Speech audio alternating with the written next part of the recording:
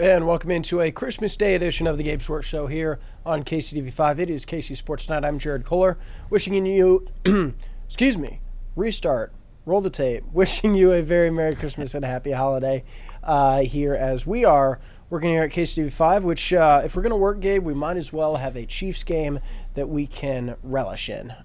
So I hope if you're watching this, I hope you watch the Chiefs game on KCTV5. And I had a lot of post-game coverage with Marlia Campbell and Neil Jones, and now it's time for the people to hear the calm, measured, hot takes of one Gabe Swartz. Wow. Gabe, hit us with your overall takeaways of today's one. I thought that it was clearly the best win of the Chiefs season in terms of both the fact that they only gave up 10 points without Chris Jones. I think that was kind of shocking to most people, and it wouldn't have surprised me if the Chiefs had won today like 31-24, although it seems like they refused to get to 31 points one way or another.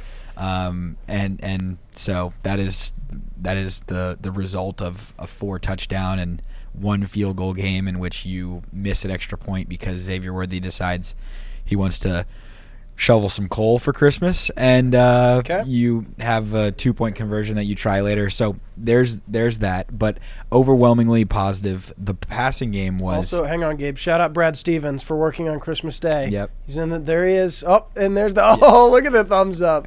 Brad's working on Christmas Day. Shout out Rusty, my man, Mike McCarthy's biggest fan. Shout out Baker. And shout out Jonah. Jonah on the desk. We do have a crew working here at KC5. Gabe, I rudely interrupted you. No, it's totally when okay. You see Brad Stevens walking across the newsroom, you get a little starstruck. Exactly. Continue. The passing game is starting to click. It started to click last week, and they were like a tick off at times, and just were so close. I think that was the story of the year.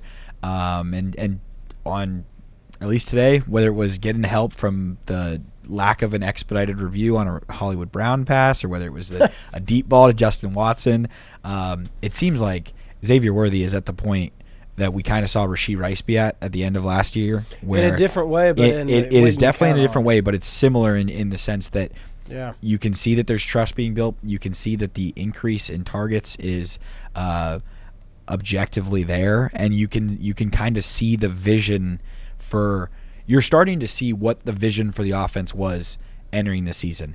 And DeAndre Hopkins is kind of serving in that role that Rashee Rice was supposed to be in, although he's just not getting nearly as many of the quick game passes. But Xavier Worthy is doing what people thought he was going to do. Hollywood Brown is opening things up, and it's all culminating in opening things up for Travis Kelce, who breaks the record today. I was, as somebody who had been ready for that for about a month, was thrilled to see Travis Kelce get through that, because who knows what the rest of Travis Kelce's career looks like, what the rest of the postseason looks like. Excuse me. You brought that up earlier. This could have been his last regular season game as a Chief. It's possible. I don't think so, but we need to prepare for that. He doesn't have another 40 games in him. I don't think so. Yeah. For him to get that record, which is kind of a weird record because it's only based on the regular season. Like his total career touchdowns, he's 20 more. But nonetheless, it was impressive. And Gabe, the one name you left out that I think was important to mention today, Patrick Mahomes played really well, really accurate. That's how you know we're back. Right. That's how you know that the Chiefs' offense is back to. We're back. We are back to a frame of reference of talking about Chiefs games as if it was the 2022 season or before that, because first 300-plus yards and 3-touchdown game of the season. Yep. And yes, I conveniently ignored it. Well, no, because, at the end of the day, if the Chiefs are going to be successful, that is a given. The Chiefs do not win without Patrick Mahomes playing well most of the time, unless they're playing at Cleveland or, a few rare examples. But I think that's worth noting, because it's one thing to have the weapons, but if Mahomes would struggle like he did at times, he still had weapons against Cleveland, just wasn't on the same page. Today he was on the same page, so I give him credit for that. In a game where a lot of different players had contributions, I think, again, that's what I really liked. At times during this era, it's been the Travis Kelce show or the Tyreek Hill show or the Sammy Watkins show. Today, Xavier Worthy and Travis Kelce were top 2, but Juju Smith-Schuster had a nice conversion. DeAndre Hopkins was out there doing well. Hollywood Brown was a difference maker. Samaje Perine had a nice run. Kareem Huntler scored. Isaiah Pacheco, we hope he's okay health-wise. He didn't do that great. But, again, we're getting down there. And then Justin Watson had a great, How did we forget that it was a homecoming game for Justin Watson? Should have been all over that. I think Justin Watson is a valuable player. I know Chiefs fans don't like him as much as they maybe like other players just because he isn't as talented, but I think he runs great routes. I think he gets open more than people realize. I think he's a quality fifth wide receiver. I'd call him an elite wide receiver 5. Sure, yeah, by all means. In the context of wide receiver 5s? Yeah, well, yes. Especially coming out of last year. So, and I thought the offensive line played good enough. Is this the 2003 Willie Roaf, Will Shields, Brian Waters, Casey Wegman, who was the John Tate? Maybe that was the offensive line. No, it's not that level. But I thought they played good enough, and I thought the game planning was some of my friends were complaining about the coaching in the game. Was it perfect? No. Special teams was bad, but I thought the offensive game plan. I thought it went really well today, Gabe. What I wanted to see most out of this game was what I thought might happen. The offense open up. And I know they didn't score over 30 points, but they were really good today, and we saw that. Yeah, the drop-back passing game, given context of opponent, was the best it's been all season. And it felt like that first half against Carolina in terms of how reliant they were and how much, as you pointed out when we talked about the Cleveland game, what would that have been, a week and a half ago? The calendar is just playing pretzels with my brain. What a weird so day. there's that going on, but the Panthers game, there was so much success in the drop back passing game until they couldn't protect in the second half, and there were a ton of sacks. Given the context, and shout out Neil Jones for working on Christmas as well. Merry Christmas, shout out guys. Neil. Merry Both Christmas. of Yes. There you go. Especially Jared. But given how solid the Steelers defense is, it was by far the most impressive, and I think that we have to give a little victory lap for both of us for what was said earlier this week, in the sense that you pontificated about a potential blowout. I don't know if I ever pontificated because I don't really know what that word means, so I can't say that. You threw it out there and you said it was a possibility, and it appeared as such that it was going to be a possibility in the first quarter. Briefly, the Chiefs flirted with where they're comfortable, which is winning by a little bit, and then they said, you know what? If the Steelers really want to let us, absolutely, we'll blow you out, and we'll allow Travis Kelce to get an unsportsmanlike conduct penalty because it doesn't matter, and we're up by so much. And I remember earlier this week saying, you know what? Patrick Mahomes is really good against the Steelers. For some reason, a team that plays great defense, Patrick Mahomes shreds the Steelers, whether it's 2018, whether it's the 2021 AFC wild card, and he's putting up 6 touchdowns, or whether it's today on Christmas Day. The Steelers, while they are Lamar Jackson's kryptonite, they are certainly not, until last week, they are certainly not Patrick Mahomes' kryptonite. Yeah. No, I mean, I think the making was there, and I really – the game I wanted most this year was the Bills game because I don't like the Bills or their fans. But I wanted this game so that we would have this feeling until December 18th and 19th.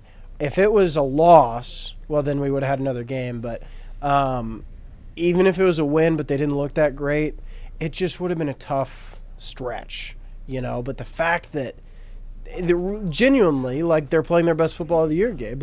The Texans game and this game, probably their best 2-game stretch of the year. I don't think that's... And that shouldn't be taken for granted because look up and down the AFC playoffs. You've got the Buffalo Bills, who seemingly can't stop anybody on offense. You've got the Texans, who are falling apart, whether it's injury-related or just... They're going to win the AFC South, and they're falling apart. You've got the Steelers, who you just beat. They're on a 3-game losing streak now. So... I'm starting to gear myself up for, as we discussed of the rock paper scissors. I think that the Ravens can go beat Buffalo, and I'm kind of thinking that we might get an AFC Championship game rematch, and this time it's at Arrowhead. Yeah, I mean, I'd probably give it a coin flip. So I'm fine with either. But now you're in that great spot. exactly Bills at like the we 2, talked about, yeah. Ravens at the 3, or vice versa. And you're playing a team that you shouldn't have much. You're trouble playing. beating. You're probably playing either the Texans again or the Steelers again. That is I would probably throw the what is Chargers going in to there. happen. I think the Chargers might sneak their way. Maybe. Because I think the Texans are toast. And I don't think the Steelers are that. Like, of all who's the best the team out Steelers of get the those? Bengals at home next week, though. That's Right. And yeah, based on what I've seen in his career, I would love to see another Steelers matchup. Yes, I agree. I think the Steelers deserve. They've had a better season than I thought, but I'm not particularly scared of them. Gabe, I think it all starts on offense, and that's why I'm most positive. But we got to give the defense credit for playing Absolutely. another strong game. And specifically, I think what I'm most encouraged about is they're now taking the ball away, and they did it today without Chris Jones, and they forced two turnovers. Then they have 10 in the last 3 weeks. That's as many as they had in the first 14 weeks combined. So I think this defense, is it as strong as it was last year? No. Is this defense good enough to win a Super Bowl? Absolutely. Yeah. We saw that again today. Yeah, 5 sacks, 6 tackles for loss. I'm pretty confident that if you asked me how many sacks the Chiefs are going to have today, when it was 10-30 and Chris Jones was ruled out, I would have said 1, 2. Right. Who do you give credit to for that? I think that George Karlaftis had a great game. I thought that Amenahue had a great game in terms of collapsing the pocket. And Mike Dana is one of the guys who's I think he had 2 sacks today. He was incredible. And I know that Mike Pennell went out with the hamstring injury, but in terms of bottling up the run in the run stopping, they were great against Najee Kirk Harris. Wharton They was in were there too. decent against Jalen Warren, and Yeah. at times, Right. and Good enough. Mike Pennell fought through that hamstring injury to come back and but give him some more snaps. When too. I was watching it, I felt like a lot of the sacks, you credit them, but I thought it was an overall defensive performance where the secondary, I thought, really did better than Yes. they have a lot. And then on the times where Spags blitzed the right amount, it didn't get home every time, but I thought an overall game plan by Spags, obviously we've seen their weakness, letting up quarterback runs from Russell Wilson. They weren't that great, and against tight ends they weren't that great, but we've seen that all year. But I thought it was – I don't think it was like, oh, they got so much pressure on the quarterback. Like, I didn't view it like that. I thought it was a steady mix of coverage sacks with some pressure. I thought it was a little bit of both, and it was solid because several of the times that Russell Wilson got sacked, including the first one of the game in which he nearly self-fumbled, it was one guy was getting pressure on the pocket. Russell Wilson spins out, and he is immediately met. He's in the pocket, and he's looking around, and another Chiefs defender's coming at him. So Yeah. I thought it was definitely a team effort, and that was kind of – we spoke about this last week when we thought, Also, hang on, what? Gabe. Ronnie Hawkins, Merry Christmas to Ronnie Hawkins. Thanks for working on Christmas, Ronnie Hawkins. Okay, go ahead, Gabe. But we talked about this last week when Mahomes was in flux of whether he was going to play or not, and it turned out that he was never in worry. But how Gabe, that was I going totally to have forgot. to That's it. We're less than a week and a half removed from that game? Yeah. I totally forgot about 10 days ago. I mean, he looked fine but we today. were at that point, and we were discussing how everyone kind of needed to raise their game if he was not playing and raise their focus. I thought the Chiefs' defense was a great example of that, as Chris Jones wasn't playing. So Yeah. No, that's a great point. And encouraging. has to be said, Trent McDuffie, make that man an All-Pro again. He is an incredible Yeah, he's been incredible great. cornerback. And he the picked it play up on 'cause Freiermuth was incredible. There was like a 2-game span where he was getting cooked, and I'm like, what? This is odd. And boy, that was just a fluke. Like, he's been awesome, especially of late.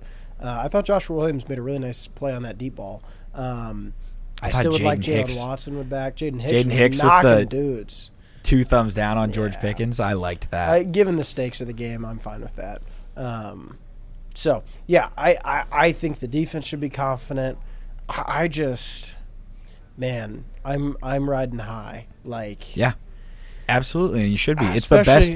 It's objectively the best regular season outcome in Chiefs history. 15 wins. Yeah, I mean, that's where it's like, I think this game also changes the narrative on the team, in that this is what I said on our postgame show, that I don't think many people have thought this has been a fun Chiefs season, right? Because every game is, Gabe, you know that meme where it's like, oh, I can't wait to watch my favorite team play. I hate everything about this. Oh, I hate we won. Like, that's been a lot of games, and I feel like people haven't really enjoyed this regular season because of that. But when you step back and go, wow, they're 15-1, this is arguably, if not factually, the greatest regular season in Chiefs history, which, can you call this the greatest regular season team in Chiefs history?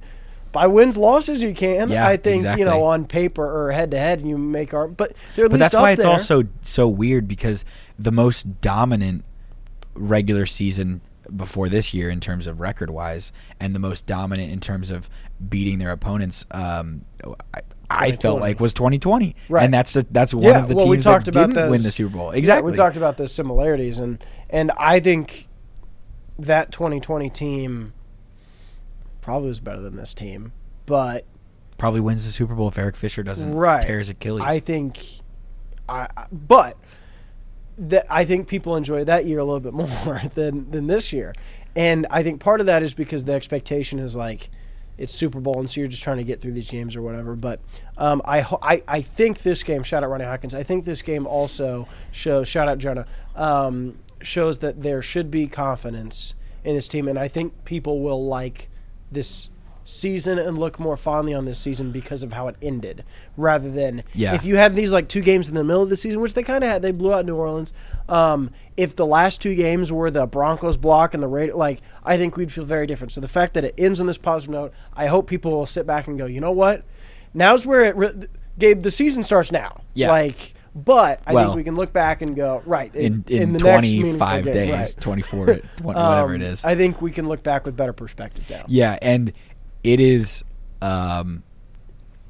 objectively insane that we've sat around all year long and lauded it not being enough fun when we're going to get to New Year's Eve and the clock's going to hit 0 and we're going to move over to 2025, and the Chiefs had the exact same amount of losses as they did Super Bowl wins in this calendar year. And that's where, for the record, folks, I have enjoyed this season, in part because I've not put that much stock in every game except for the Bills, which oddly enough is the one that they lost.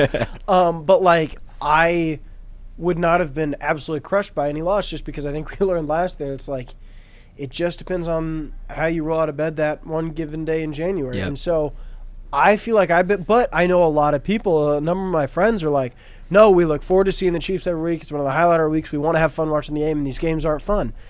That's fair. I can't, I can't knock that. I don't feel that way. But I think it's not fun losing. Exactly. And though my same friends have been through a lot of that too. So it's an interesting juxtaposition, I think. But the good news is now we get time to rest. Shout out Warren Sears for working on Christmas. Best first Warren 5 meteorologist in all the land.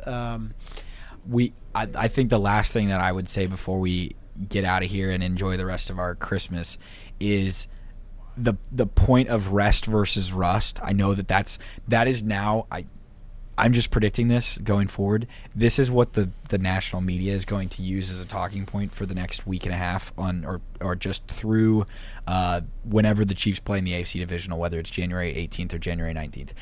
They're going to discuss and debate whether the Chiefs should have or will be upset about resting too many of their starters on January 5th when they play the Denver Broncos.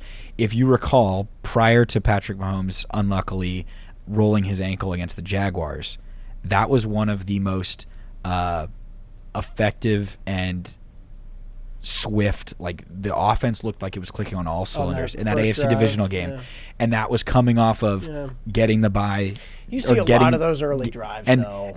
But that's what I'm saying, and we've seen enough of Andy Reid off of a bye, Andy Reid in week 1 of the season, when he has lots of time to prepare and rest and get everything set up. The Chiefs are great.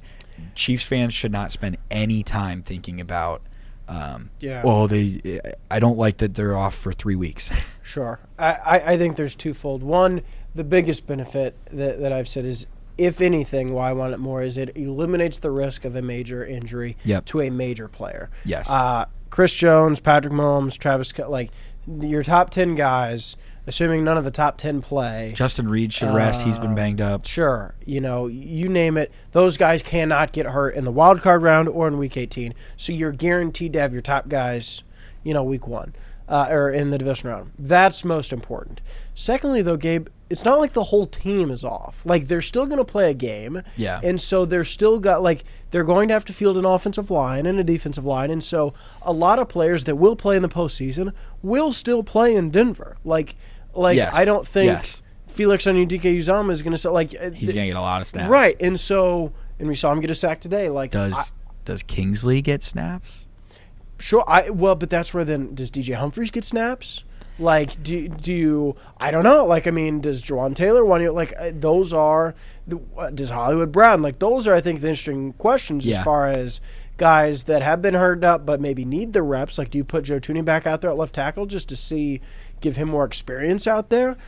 Those are the questions, but those are good questions. Yes. And the fear of worst case scenario is no longer there. And I don't think you would worry about rust for someone like Patrick Mahomes, Travis Kelce, and Andy Reid, and Chris Jones, because those are the guys that are going to have the most time off, and I trust those guys. Exactly. So, you're not giving Bryce Young 4 weeks off and then saying, these guys have earned it. Yep. Especially, Gabe, we saw how great Kelce looked rested last year. Yeah. Chris Jones can use some rest. He's a big guy, and he's a workhorse. And that's despite the fact that they played 4 playoff games. They're only going to need to play 3 if they get on this roll. But I am very excited for the Carson and Carson show in Denver, January 5th. I am too. Well, Gabe, Merry Christmas. Give a Christmas shout-out to you and yours. You've got some fun stuff coming up. I'm getting married on Sunday, yes. Look at that, folks. So, very exciting. Very Shout excited. Out the Swartz Be fan. here and working tomorrow and then off for a while. So. You won't see, spoiler alert, Gabe and I have a special New Year's edition of Top 5 Local Sports Stories that'll be hitting your way of some. So you will see Gabe, but he will be gone. Yep. I'll be magically sitting in this chair. Yeah. But what, your honeymoon's in Antarctica? Is that what you said? You're yes. a big penguin guy? Okay. Yep. So if you see someone who looks like, come up and say hi. Say, hey, I watched the show, fan of the show. Gabe always has time for his fans. Got to go down south where there's all this sunlight. Right. So either way, Gabe, Merry Christmas to you. Merry Christmas to everyone you. watching. If it's live or later on, we appreciate it. And, man, I just am so thankful and grateful that we have this gift of Chiefs football and a victory that, Gabe, I'm a glass half full guy. I'm a positive guy. The glass is overflowing today. And there's positive vibes. Now, come division round, I'm going to be nervous as all heck. But, for at least the next month. Yep. Good vibes. Sit back and root for chaos. Yes, and think about how great the Royals are going to be in 2025. All right, James Shields, salute. Merry Christmas, everyone. Go eat a chocolate chip cookie.